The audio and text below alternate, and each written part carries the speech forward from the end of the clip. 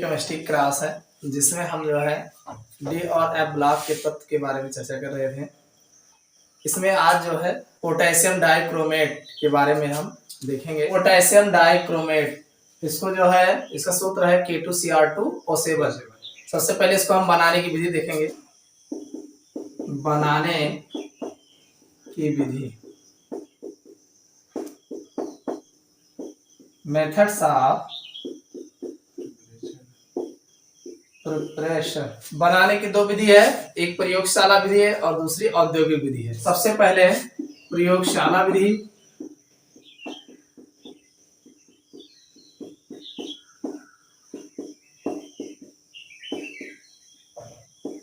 Potassium dichromate जो है प्रयोगशाला में जो है पोटेशियम क्रोमेट पर शांत सल्फ्यूरिक अम्ल की अभिक्रिया द्वारा बनाया जाता है। प्रयोगशाला में पोटेशियम क्रोमेट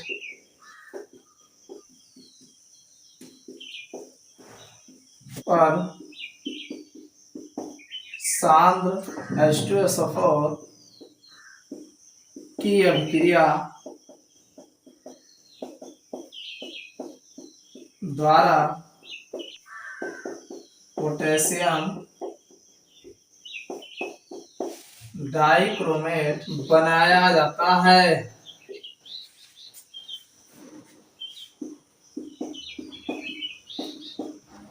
हम पोटेशियम क्रोमेट पर शांत सल्फ्यूरिक अम्ल की अभिक्रिया कराते हैं तो पोटेशियम डाइक्रोमेट बनता है। अब अगर देखा जाए पोटेशियम क्रोमेट K2Cr2O4, ये है पोटेशियम क्रोमेट। इस पर आप H2SO4 की क्रिया करा लो। अब बनाना क्या है? बनाना है पोटेशियम डाइक्रोमेट। इसका फार्मूला पता है K2Cr2O7। एक तो ये बनाना ही बनाना है। उसके बाद K2SO4 बनेगा और फिर H2O बनेगा। भाई H2SO4 लिए हो, K2Cr2O4 है, ये है पोटेशियम क्रोमेट। इसे बोलते हैं पोटेशियम क्रोमेट। पोटेशियम क्रोमेट पर जब H2SO4 क्रिया कराओगे तो K2Cr2O7 तो एक बनाना है, ये है पोटेशियम डाइक्रोमेट। पोटेशियम डाइक्रोमेट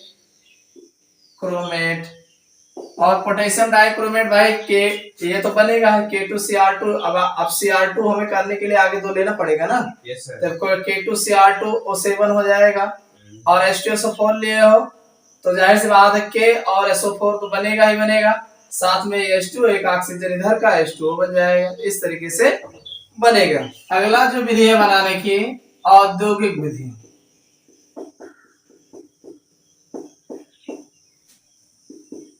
औद्योगिक विधि, औद्योगिक विधि में पोटेशियम डाइक्रोमेट का निर्माण जो है क्रोमाइट अयस्क से किया जाता है। किससे किया जाता है? क्रोमाइट। हाँ, क्रोमाइट अयस्क से जो है बनाया जाता है। इस विधि में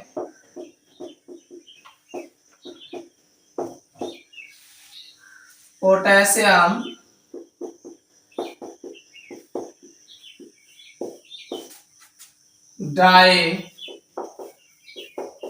डाइक्रोमेट का निर्माण क्रोमाइट अयस्क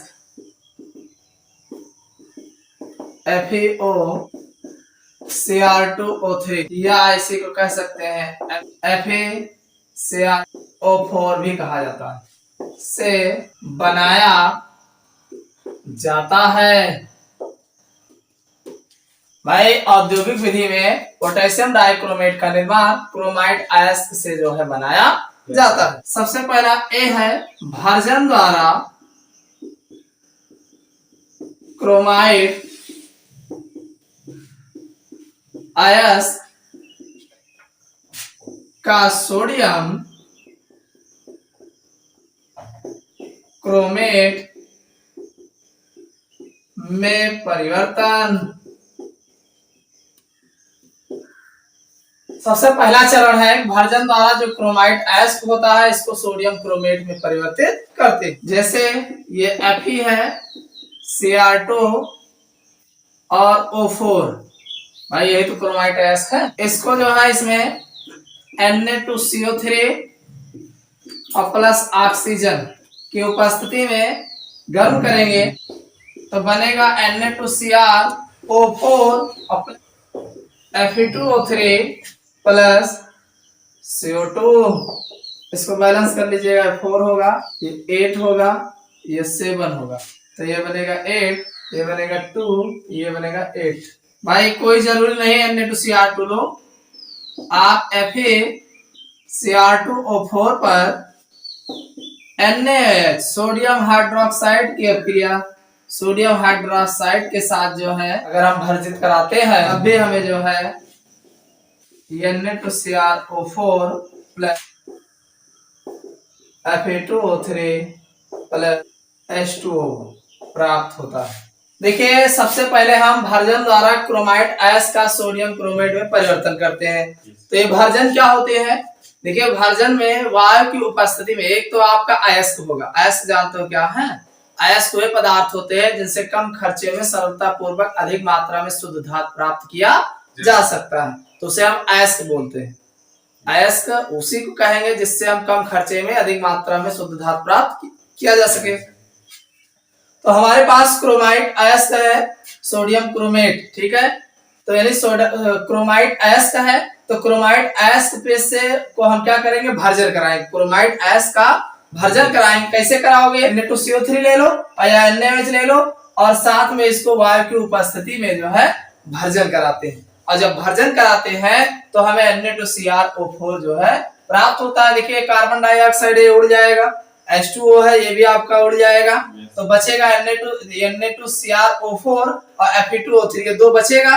तो दो अब ये जो ठोस मिलेगा इस ठोस को हम जल में घोलेंगे, जल में घोलेंगे तो Na2CrO4 जल में घुल जाएगा और ये ठोस अवशेष के रूप में रह जाएगा। तो अब जो ये Na2CrO4 जो जल में घुला हुआ है, अब इनसे जो है हम आगे इसको जो है अगले चरण में ले जाएंगे। बे Na2CrO4 का Na2Cr2O7 में परिवर्तन।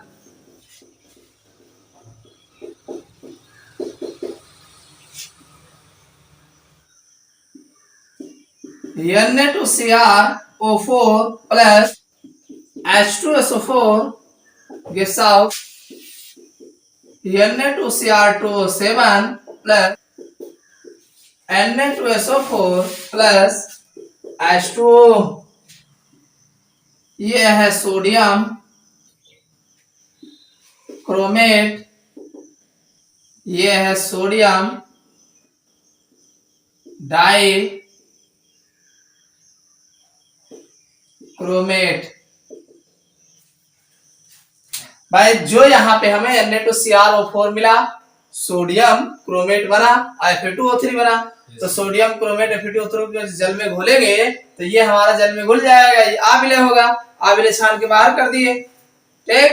अब ये जो हमारा Na2CrO4 बना है इसका हम Na2Cr2O7 में परिवर्तित करेंगे, ठीक है। तो इसको परिवर्तित करने के लिए सोडियम क्रोमेट को हम सोडियम क्रोमेट में H2SO4 मिलाते हैं। क्या मिलाते हैं?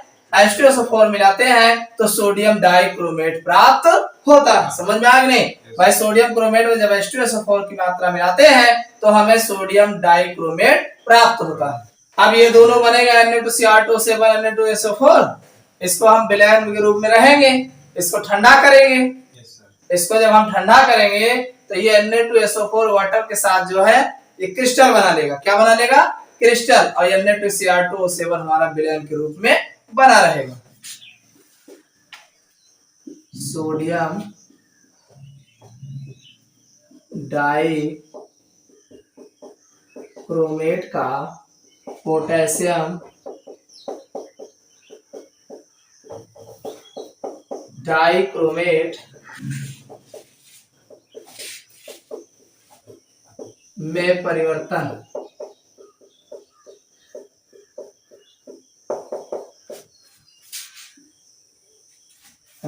सोडियम डाइक्रोमेट का पोटेशियम डाइक्रोमेट में परिवर्तन। देखो ये हमारा Na2Cr2O7 बना है, तो इसी Na2Cr2O7 O7 पर हम करा देंगे KCl क्रिया, किसकी? KCl, potassium chloride. तो Na की जगह एक के आ जाएगा, तो बन जाएगा K2Cr2O7 और प्लस NaCl बन जाएगा। भाई हमारे पास ये सोडियम डाइक्रोमेट था, इस पर KCl की क्रिया कराओगे तो पोटेशियम डाइक्रोमेट में चेंज हो जाएगा और NaCl बाहर हो जाएगा। तो इस प्रकार से जो है हम जो है यानी पोटेशियम डाइक्रोमेट का निर्माण करते हैं।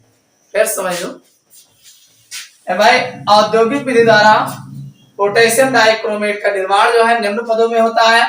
सबसे पहले हम क्या इसमें किससे होता है, तो इसमें जो क्रोमाइट अयस्क होते हैं इसी से जो है हमें जो है बनाते हैं। ठीक है, क्रोमाइट अयस्क का फार्मूला FeOCr2O3 या FeCr2O4, ये दोनों में से कोई भी हो सकता है, से जो है हमें बनाया जाता है।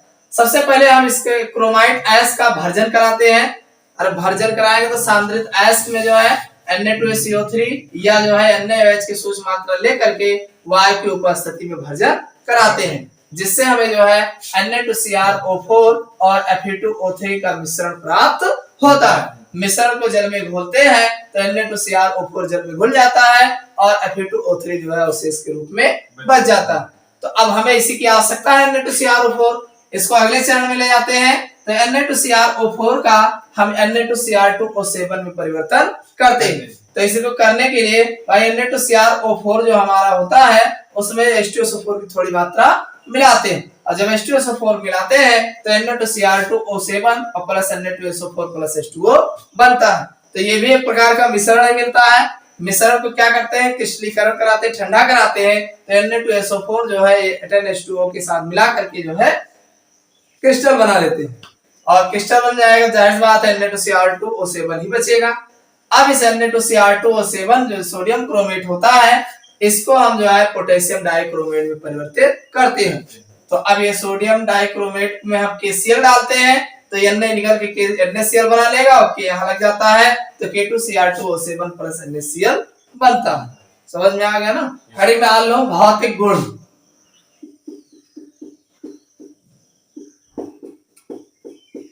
जिसे हम फिजिकल प्रॉपर्टीज कहते हैं। अगर इसके फिजिकल प्रॉपर्टीज की बात करें तो जो पहली प्रॉपर्टीज है, यह नारंगी लाल रंग का क्रिस्टलीय ठोस है। जो पोटेशियम डाइक्रोमेट होता है यह नारंगी लाल रंग का क्रिस्टलीय ठोस है। और अगर इसके दूसरे गुण की बात करें, यह ठंडे जल में आंशिक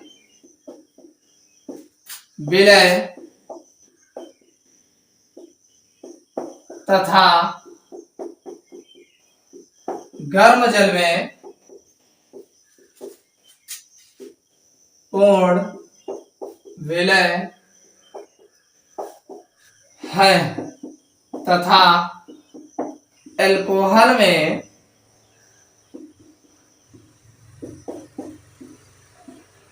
अविलय है। भाई हमने कहा है ठंडे जल में आंशिक विलय होता है और गर्म जल में पूर्ण विलय होता है, और तथा अल्कोहल की बात करोगे तो अविलय होता है। अगला अगर हम देखें, यह